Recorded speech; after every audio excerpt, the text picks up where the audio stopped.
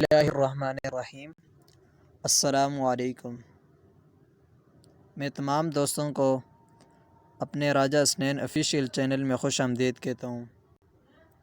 دوستو، ویڈیو شروع کرنے سے پہلے چھوٹی سی ریکویسٹ ہے کہ اس ویڈیو کو اپنے تمام دوستوں میں شیئر کیجیے۔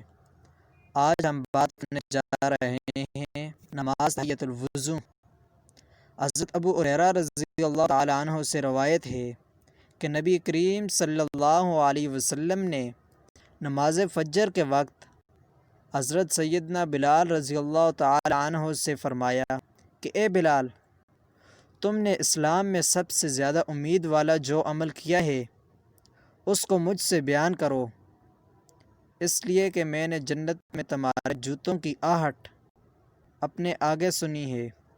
تو حضرت سیدنا بلال رضی اللہ تعالی عنہ نے کہا کہ سب سے زیادہ امید والا عمل یہی میرا ہے کہ میں دن یا رات کے کسی گھڑی میں جب بھی وضو کرتا ہوں تو اس وضو سے میرے مقدر میں جو نماز لکھی ہوئی ہے اس کو پڑھ لیتا ہوں۔